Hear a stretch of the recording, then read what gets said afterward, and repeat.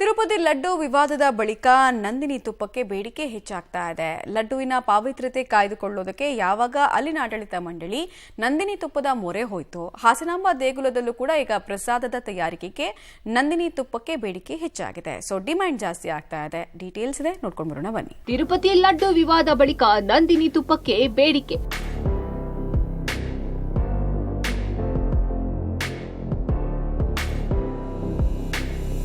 ಹಾಸನಾಂಬ ಲಾಡು ಪ್ರಸಾದಕ್ಕೂ ನಂದಿನಿ ತುಪ್ಪ.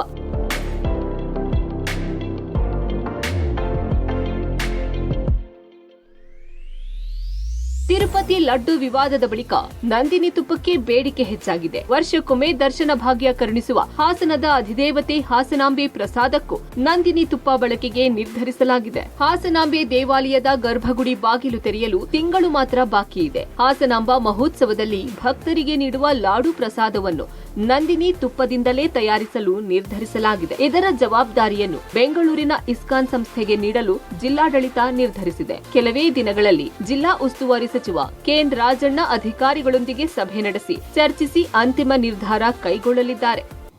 ಯಾರ್ಯಾರು ಅಂದರೆ ತುಂಬ ಪವಿತ್ರ ಇದಕ್ಕೆ ಚೆನ್ನಾಗಿ ಇದು ಮಾಡೋದು ಇಸ್ಕಾನ್ ಮಾಡ್ತಾರೆ ಅಂತಂದ್ಬಿಟ್ಟು ಸೊ ಅದ್ರ ಬಗ್ಗೆ ನಾವು ಚಿಂತನೆಯಲ್ಲಿದ್ವಿ. ಅದಿನ್ನೂ ಫೈನಲೈಸ್ ಆಗಿಲ್ಲ. ಹಾಸನದ ನಂದಿನಿ ತುಪ್ಪ ಅಂತಲ್ಲ, ನಮ್ಮ ಕರ್ನಾಟಕದ ನಂದಿನಿ ತುಪ್ಪವನ್ನು ಬಳಸಬೇಕು ಅಂತಂದ್ಬಿಟ್ಟು ಅವ್ರಿಗೆ ಈಗಾಗಲೇ ಹೇಳಿದ್ದೀವಿ. ಅದನ್ನು ಮಾನ್ಯ ಸಚಿವರು ಫೈನಲೈಸ್ ಮಾಡಿಬಿಟ್ಟು ಅಂತಿಮಗೊಳಿಸಿ ಅದನ್ನು ಸೂಚನೆ ಕೊಡ್ತಾರೆ ನಮಗೆಲ್ಲ. ನಂದಿನಿ ಹಾಲು ಮತ್ತು ಉತ್ಪನ್ನಕ್ಕೂ ಡಿಮ್ಯಾಂಡ್.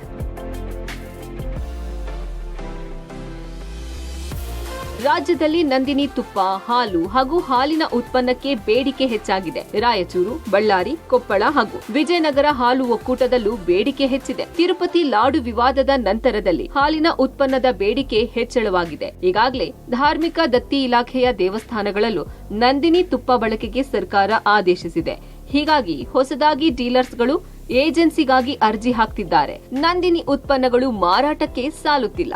ಬೇಡಿಕೆ ಖಂಡಿತವಾಗಿ ನಮ್ಮಲ್ಲಿ ಬೇಡಿಕೆ ಹೆಚ್ಚಾಗ್ತಾ ಇದೆ. ಇಡೀ ರಾಜ್ಯಾದ್ಯಂತ ಇರಬಹುದು ಸಹ ನಮ್ಮ ನಂದಿನಿ ಹಾಲು ಮತ್ತು ಹಾಲಿನ ಉತ್ಪನ್ನಗಳ ಬೇಡಿಕೆ ಹೆಚ್ಚಿಗೆ ಆಗ್ತಾ ಇದೆ. ಹೌದು, ಖಂಡಿತವಾಗಿ ಗ್ರಾಹಕರು ಇರಬಹುದು ಅಥವಾ ಕೆಲವರು ಡೀಲರ್ಗಳು ಇರಬಹುದು, ನಂದಿನಿ ಹಾಲು ಮತ್ತು ಹಾಲಿನ ಉತ್ಪನ್ನಗಳ ಮಾರಾಟಕ್ಕೆ ಒತ್ತು ಕೊಟ್ಟು ಅವರು ನಮ್ಮ ಹತ್ರ ಹೆಚ್ಚು ಬರ್ತಾ ಇದ್ದಾರೆ. ಒಂದು 10 days ಇಂದ ಈಚೆಗೆ ಹೆಚ್ಚಿಗೆ ಆಗ್ತದೆ. ಪ್ರತಿ ಬಾರಿಗಿಂತ ಹೆಚ್ಚಿನ ಪ್ರಮಾಣ ಆರ್ಡರ್ ಮಾಡುತ್ತಿದ್ದೇವೆ ಅಂತ ರಾಯಚೂರಿನ ಔಟ್ಲೆಟ್ಗಳ ಮಾಲೀಕರು ಖುಷಿ ವ್ಯಕ್ತಪಡಿಸಿದ್ದಾರೆ. ಮೊನ್ನೆ ಆದ ತಿರುಪತಿಯಲ್ಲಿ ಘಟನೆ ಆದಂತಹ ನಂದಿನಿ ಬೇಡಿಕೆ ತುಪ್ಪ, ಹಾಲು, ಇನ್ನಿತರ ಸ್ವೀಟ್ ಐಟಮ್ಗಳು ಬೇಡಿಕೆ ಜಾಸ್ತಿ ಆಗಿದೆ. ಜನಸಂಖ್ಯೆ ಬಂದು ಕೇಳ್ತಾ ಇದ್ದಾರೆ. ತುಪ್ಪ ಚೆನ್ನಾಗಿ ಹೋಗ್ತಾ ಇದೆ, ಸೇಲ್ಸ್ ಚೆನ್ನಾಗಿ ಆಗ್ತಾ ಇದೆ. ಆ ತಿರುಪತಿ ನಮ್ಮ ತುಪ್ಪ ಸಪ್ಲೈ ಮಾಡೋಕ್ಕಾಗಿ ಕೇಳ್ಕೊಳ್ತೇನೆ.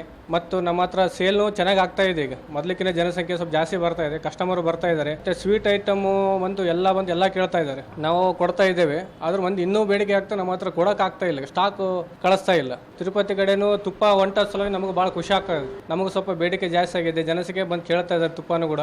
ಒಟ್ನಲ್ಲಿ ತಿರುಪತಿ ಲಡ್ಡು ವಿವಾದದ ಬಳಿಕ ನಂದಿನಿ ತುಪ್ಪಕ್ಕೆ ಬೇಡಿಕೆ ಜಾಸ್ತಿಯಾಗಿದೆ. ಇದೇ ವಿಶ್ವಾಸ ಉಳಿಸಿಕೊಂಡು ಮುಂದೆ ಹೋಗಬೇಕಿರುವ ಸವಾಲು ಸಹ ಕೆಎಂಎಫ್ ಮುಂದಿದೆ. Bureau report, public TV.